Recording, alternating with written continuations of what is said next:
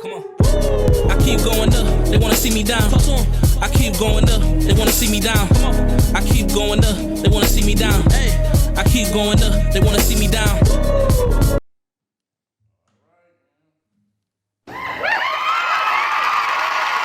Man, what's up? I appreciate the introduction.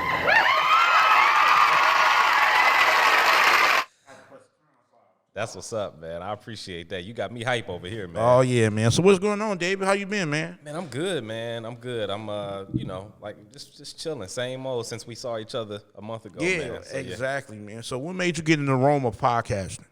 Man, what made me get into it was that my wife, man, like I'm always talking long form conversations with like friends of mine, and she'll come home from work. Sometimes I'll be in the middle of a conversation. She'll look at the phone and be like, "Y'all been talking for an hour and a half?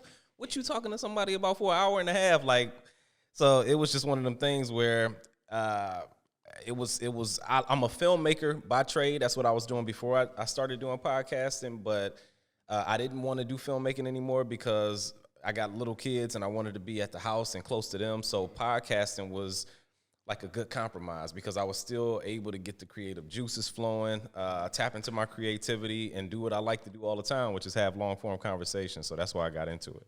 Perfect. Oh, shit, I like that, man.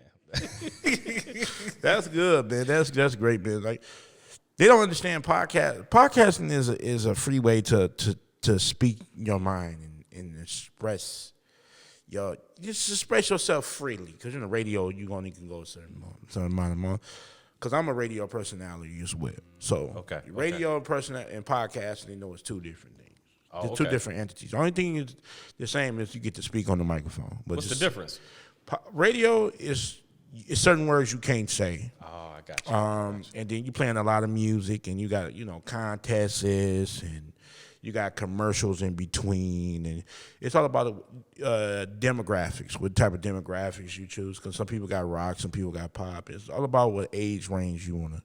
Because that's sort of your demographic or your target audience informs what you talk about. Exactly. Or how you talk and all of that. Exactly. Yeah. They got, you got a teaser, and then you got the show, that's called the show prep break, and you got the billboard. Podcast, you get straight to it. Straight to it, the nitty-gritty, so you know how it is. So how long you been doing this? Man, since first episode was released with my homegirl, Mia Ray. Shout out to Mia Ray. But that was owner of Glamaholic Lifestyle. She's killing it right now. But that was the first episode I released back in June of 2022. So 25 episodes have been released since then. So what do you do it based off? You got a building or?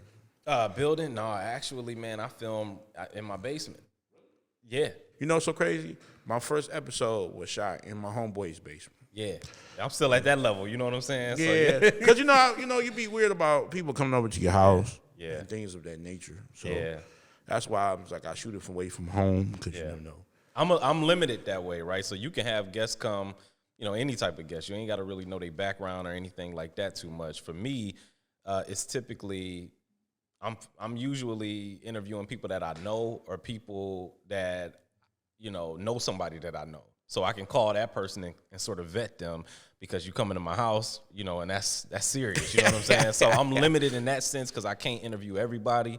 But the quality of guests is up there because of that same reason, right? Because I have to really vet them. So how many episodes do you do a day? Episodes a day? Nah, I ain't on your level, man. Listen, I'm doing, in the summer of 2022, I was doing an episode a week. And then once the fall came and the school year started back, I switched to doing, once a month. And so I'm not putting them out in bulk like that. I'm not at that point yet, but I do look to ramp up a bit more at some point. I mean, I love your show, man. Like, tell everybody the 10 Bridge. 10 Bridge. Production.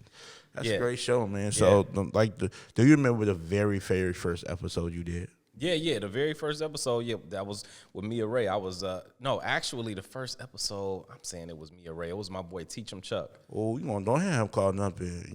I did both of them back to, no, actually, I recorded Chuck's first, but I released Mia Ray's first. Oh, okay. So that's why I'm confused on that. So my bad, Mia Ray and Teach 'em Chuck. But so the first one I filmed, I wasn't afraid or anything like that because I was used to being around cameras, in front of the camera because of my history of filmmaking.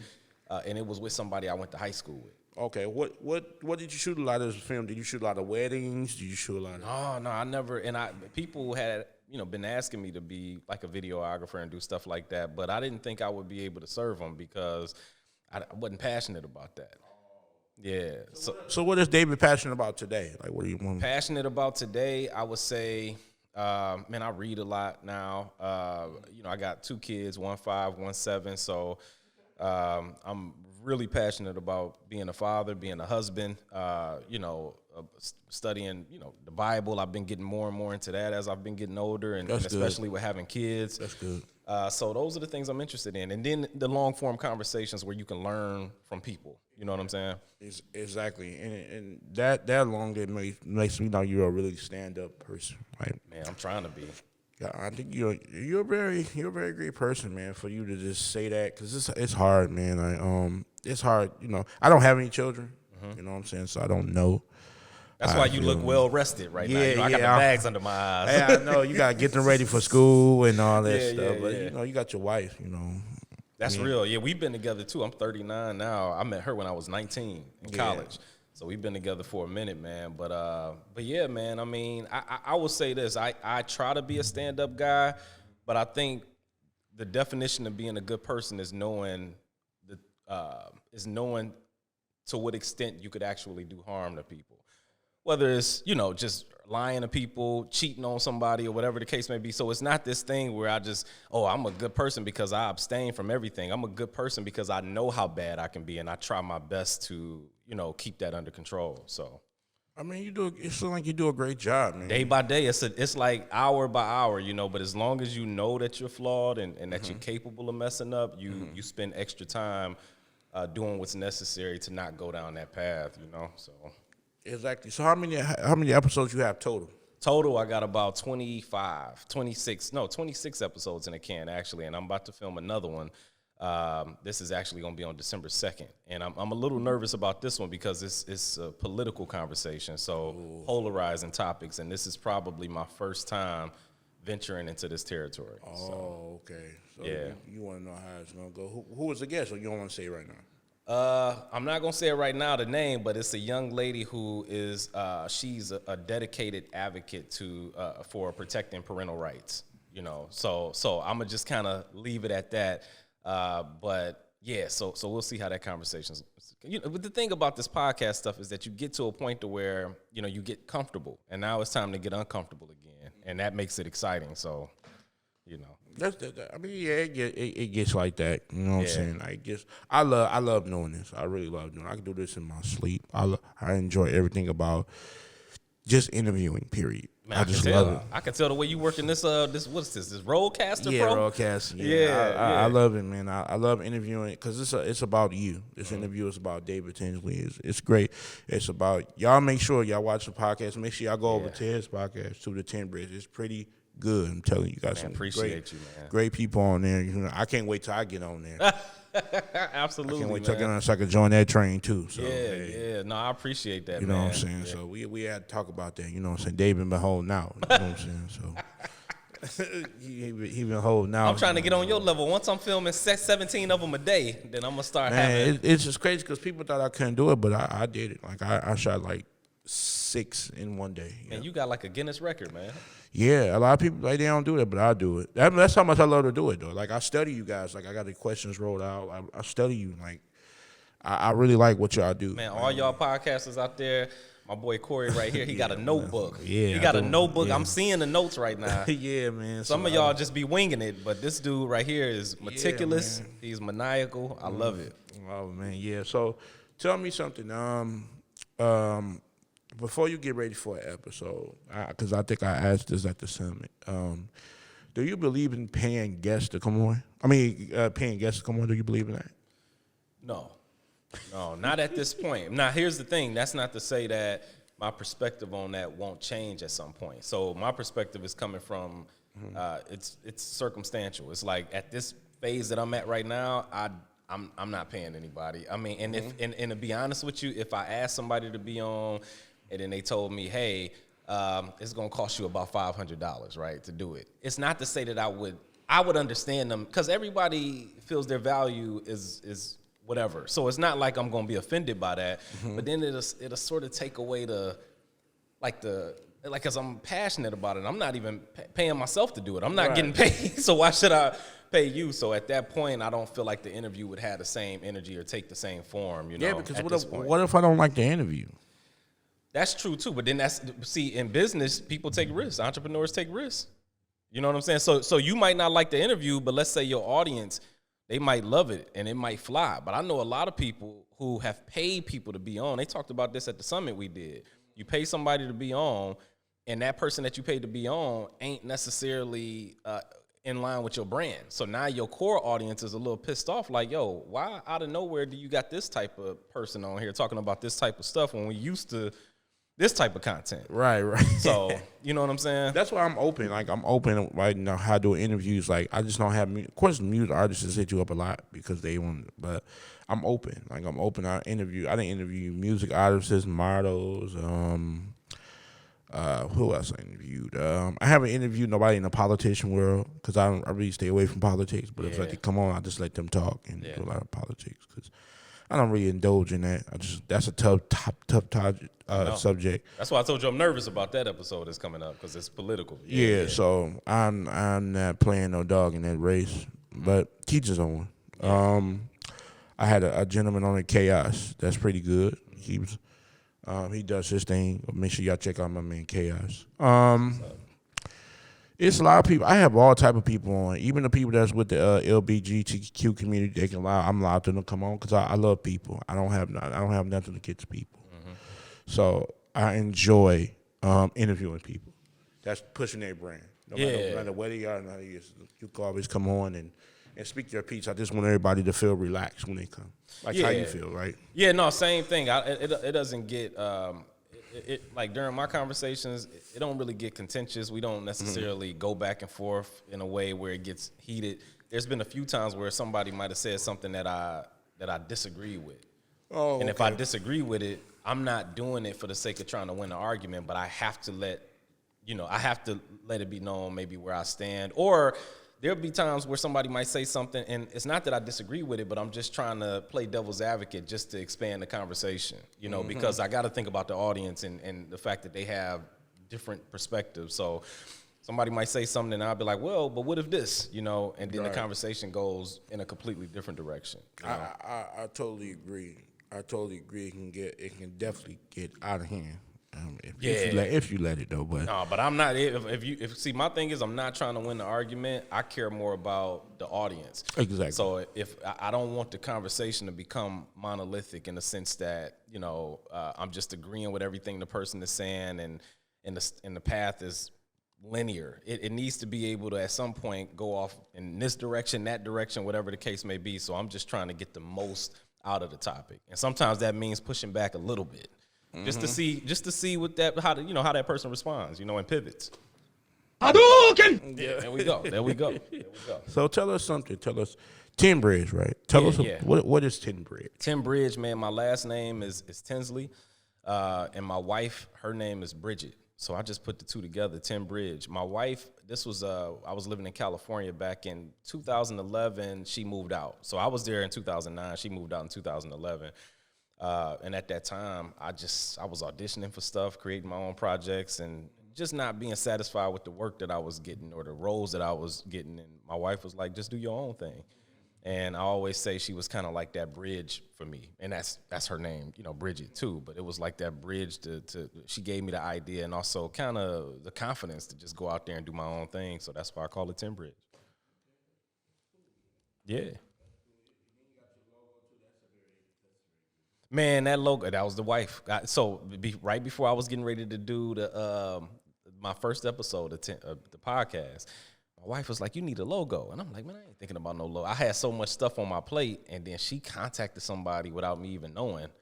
And then next thing you know, she sent me like these different options of a logo that she had a graphic artist or whatever designer do.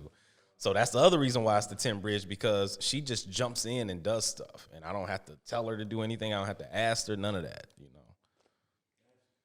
Yeah.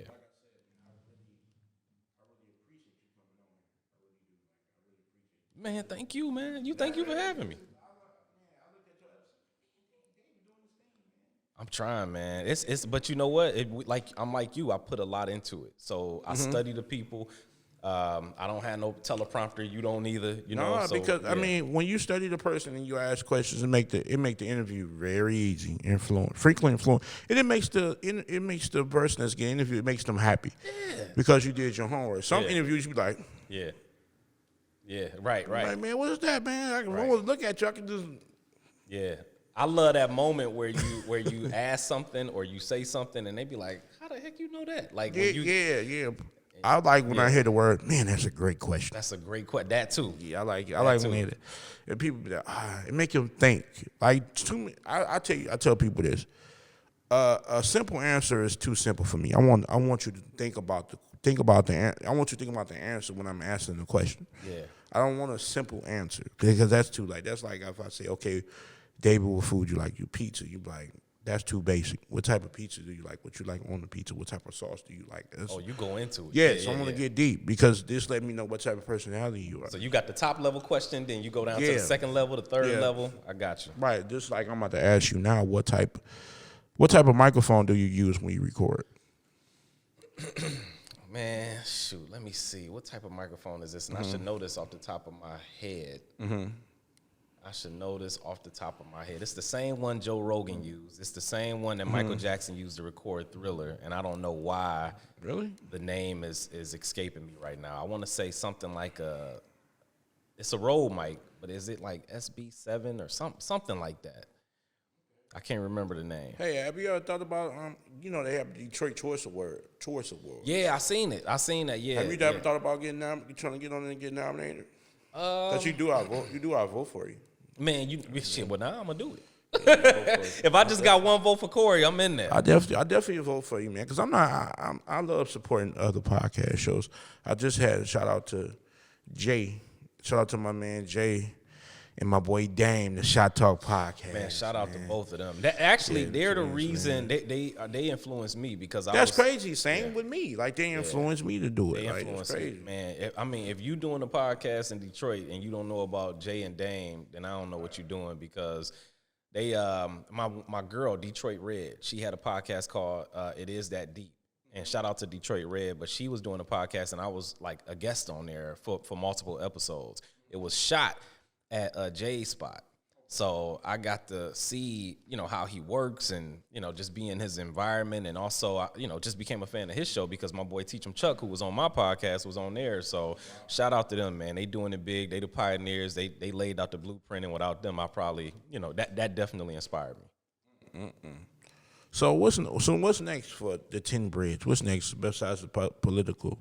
The political is not. I'm not like about to just start doing all political stuff. But I would say what's next is I'm going to continue to figure out how to get better visually. I'm gonna continue to figure out how to get better sound wise. It's just improving little things. Just sharpen up your skills. Sharpening the tools, man. Yeah. Because and just recently, like when I do my clips, anybody who come on, that's the pay. We talked about, like, would you pay somebody? I'm gonna give you anywhere between like 7 to 13 clips, and I pump them out, because in my mind I don't want somebody taking a screen grab from YouTube and then I'm like, damn, it don't look the way I want it to. So I it's almost my way of just impregnating Instagram and saying, hey, and then, they get shared and this, that, and the third, and the image comes out the way that I want it to come out. And but that's my pay to people. It's just the clips. So I want to get better with the clips. So do you have any openings this month? This month?